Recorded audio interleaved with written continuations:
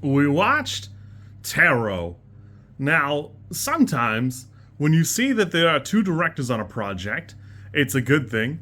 And other times it is because something went wrong. And there is a third time where there aren't two people directors at all. It's just two bozo raccoons in a trench coat vying for dominance. That seems to be the case here in Tarot. Somebody here is doing a great job. And somebody here is doing everything but whatever it is that was they were supposed to be doing to write the dialogue or move the characters around. I don't know who it is. It's hard to say because Spenser Cohen, I believe, directed Moonfall. And parts of Moonfall are really good. Parts of Moonfall are really bad. Most of Moonfall is bad. Anna Halberg, I don't know. She's not like blue on Wikipedia, so she's like a lesser catalog, and I just don't care enough to look them up at this point. This movie is kind of interesting in that I knew it would be kind of like campy fun, but I was kind of stunned because, boy, the set piece is really good. A lot of it's some cheap thrills and jumps, but a lot of these like set pieces and the way that they set the characters up are really good.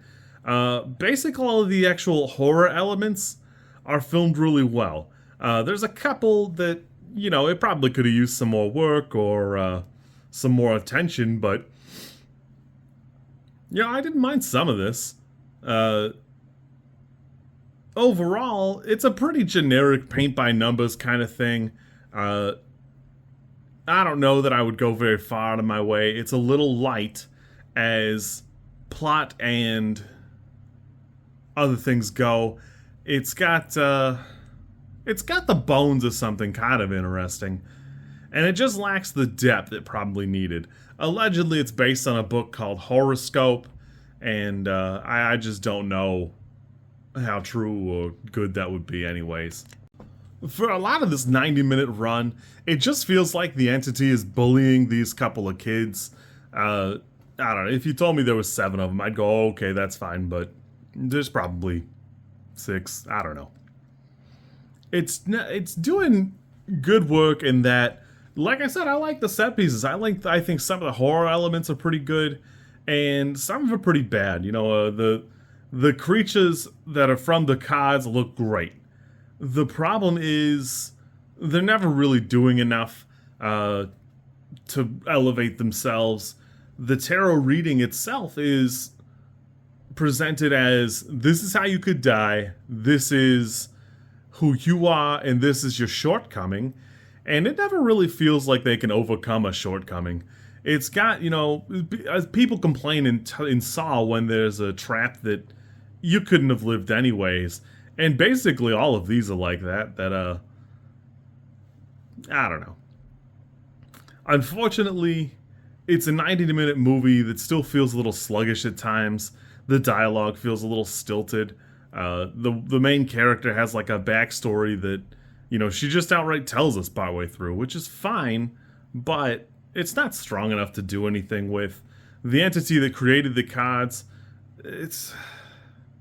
they just feel like they're not fleshed out because it could have been a moment that feels like a sheer genius stroke to do the reading one last time, but it just feels like they were trying to wrap it up here. Some of the kills are pretty fun. I think the set pieces, again, look really good. Unfortunately, if you're going to make a 90-minute movie, you really got to work it to make something good. And this, for me, is like a 3 or a 4 because they never work to elevate it to a meaningful degree. There's no point at which you're like, oh, well, that probably made up for the rest. Honestly, there's a cut for the credits at the end, and then they cut away, and I thought, I'm going to be really mad if this continues, and it doesn't really, but I don't know. It needed something. Maybe a third director. I don't really know. I doubt it, but maybe. Whoops. Anyways, for you kids, I looked it up.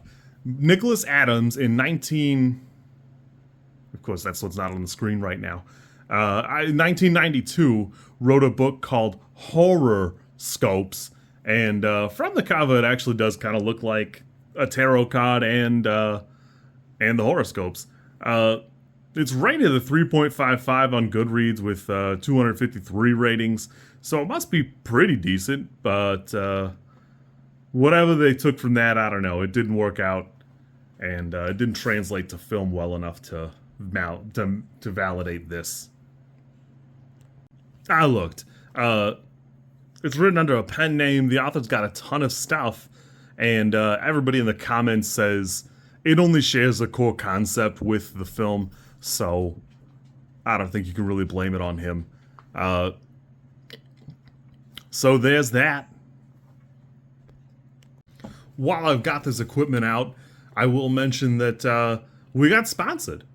I don't know if it's a black mark on their record that they sponsored me, or maybe they just didn't carefully look at the channel I sent them when they asked about it. But yeah, was sponsored by Dubby. If you want 10% off of your order, you can click the link that's down there, and it'll basically cover shipping. If you are buying about $80 worth of stuff, that's something, I don't know. The tubs are like $40. I'm gonna try it today. Yeah, I don't know. I think the shakers look kind of cute. They had solo leveling ones, but we wouldn't be able to tell it was a Dubby thing, and I wanted to put it on the backdrop that I will just buy something solo leveling if I want to add solo leveling to the thing here. But yeah, you want to try Dubby, I can make it cheaper for you, and I'm gonna try it. And by the time I've reviewed Hellraiser, I will know if it's any good. Hopefully, they knew what they were getting into, and yeah. If you like this content, I'm supposed to ask you to like, comment, and subscribe. I think I think like is here, and comment is probably down there, and subscribe over there somewhere too. I think.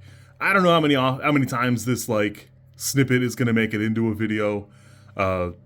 Everybody says you should do it this way, and I always thought it was just like an annoying thing other YouTubers did.